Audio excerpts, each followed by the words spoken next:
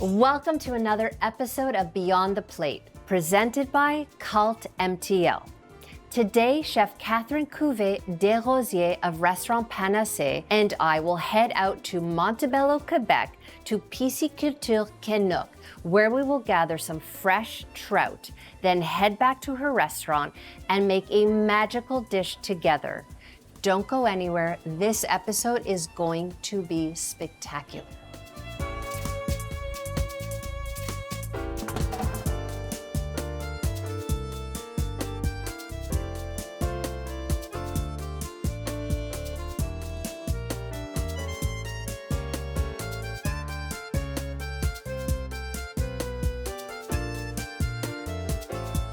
Chef, we talked about what was meaningful to you for your Beyond the Plate food adventure.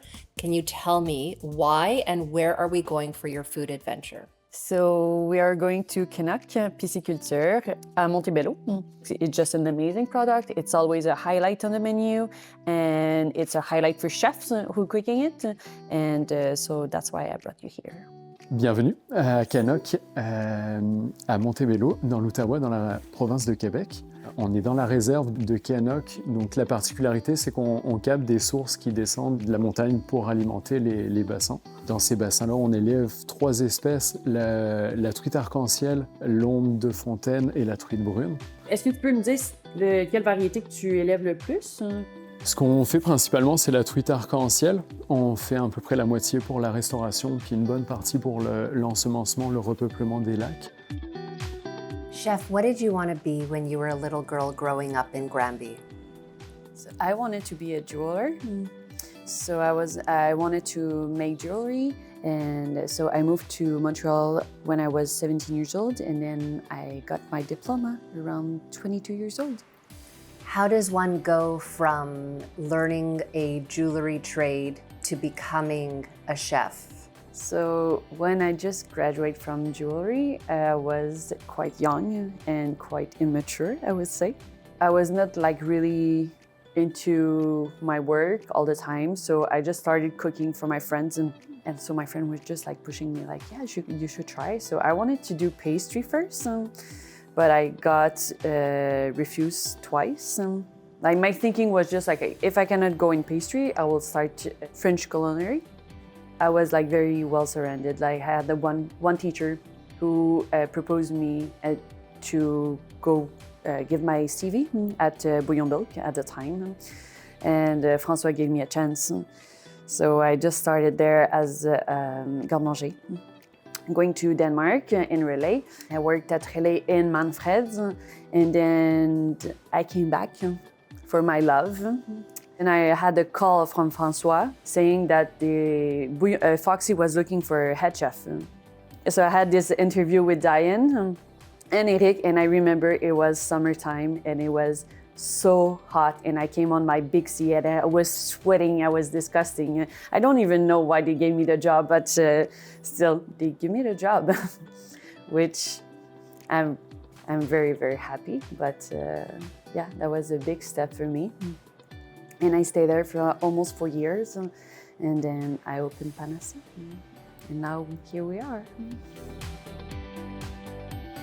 L'avantage qu'on a, c'est d'avoir, donc on dévie comme l'eau de la rivière, ça passe à travers les bassins, on ne dépasse jamais les 10 degrés dans l'année. Donc ça fait une poisson que la croissance est assez longue, mais la chair reste ferme, et c'est ça qui fait la qualité des poissons, que ça prenne le temps de grandir. Alors, on prépare toutes les commandes ici, dans la salle, et on les envoie par des glacières. Le meilleur est à venir, là, je vais livrer dans les restaurants. Et puis, on rencontre encore tous les chefs depuis... maintenant, ça fait plusieurs années. On est privilégiés d'aller voir tout ce monde-là. Hein? Non. Privilège partagé. Non, mais on les aime beaucoup. Ouais. Chef, describe to me what an evening is at Restaurant Panacee. What's the energy? What's the vibe? So we are open from Wednesday to Saturday. From a Wednesday to a Saturday, you have completely different energy. So on a Wednesday and Thursday, I would say it's more quiet, more intimate. And Friday and Saturday is a little bit more energy party, more busy.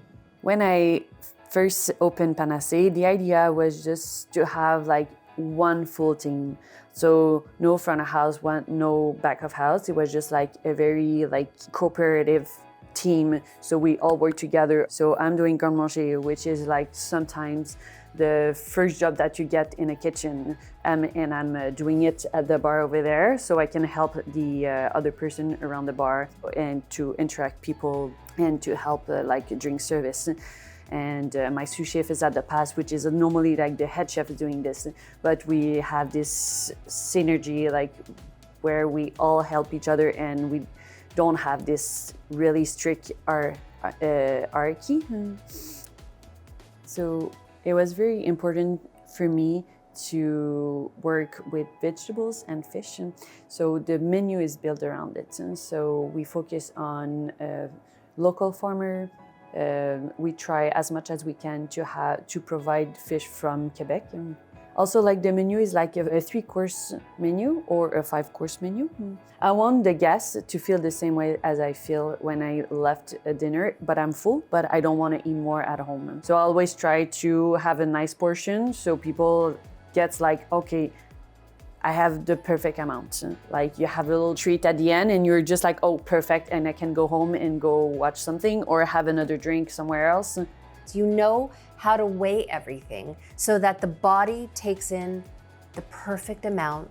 And I left floating on the high of satiated and just ready to rock and roll at the same time. If I wanted to go dancing or if I wanted to continue on and have a drink somewhere, I wasn't like, get me home. I need to rip off these pants. And that's the recipe. How is it possible? We just had a huge fish like this at Pisciculture Kenauk, and now how did they fit all in here? So we lightly cured the trout and then we sliced it to make our fish crudo. All for me? All for you. It doesn't really matter how it looks like because we're gonna cover it with roasted red pepper. Next step is going to be the preserved lemon emulsion to have the perfect bite. So the customer doesn't have to think how to eat it. So it's basically like just giving it all to you. So you just have to enjoy food. So we've been grilling the pepper and then after peel them and I'm gonna season it with a little bit of red wine vinegar and some olive oil. With the juice of the grilling pepper, we made the vinaigrette out of it and then we covered the fish with that. It's like a little surprise. Yes. At Panacee, I want you also to feel like if you are in my home, like I'm inviting you in my place. So they have this large counter bar, which have 18 seats. And I always feel like we're having a discussion around like the countertop in your kitchen. I want it like to feel like very cozy and comfortable, and so wood, marbles. But this is very important. And I feel like the locals, clients, this is something that they always tell me that they feel at home, like they feel comfortable, like they don't want to leave. We're not super well known since like we're open in July, last July, so 8 to 9 months. So, but the more and more we're getting a little bit of tourists, but it's not the majority. We're in the village, and I was quite surprised because I didn't know like people wanted that kind of restaurant in the neighborhood. Nice. Is there a connection between jewelry making and plating a beautiful dish? Yeah, I think so. Yes. There's a lot of precision like when you're doing jewelry, and I always feel like when you're plating a dish, you need to have that precision and focus on details because you first eat with your eyes. Now I'm gonna put the last element on the dish, which is a trout roux. And just before that, I'm gonna warm up the vinaigrette made from the roasted red pepper juice. So I'm gonna put the vinaigrette, the warm-up vinaigrette into my saucer. So I'm just gonna pour the warm vinaigrette on top, and here we go. Okay, chef, fork or spoon? I would say go with the fork first, and then after go with the spoon. Okay, because Cochon wants the spoon because of course I want everything. Go with the spoon, go. Just want to make you happy. I'm always happy.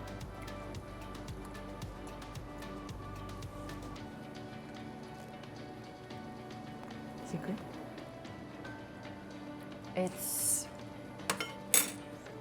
It's so good. It's like all the levels and the layers and the acid pop. Like even now, my tongue is still dancing. It goes in one way and then it kind of rests on the tongue and delivers a whole other little magical moment. Thank you. Thank you, Julie. Thank you, chef, for taking your day off and spending such a beautiful food adventure with me. It really means a lot. I have watched you blossom from a timid chef at Foxy to this restaurant owner, leader in the chef community. I am very grateful to call you my friend and even more appreciative of your time. So thank you so much. Thank you so much. It was a real pleasure too.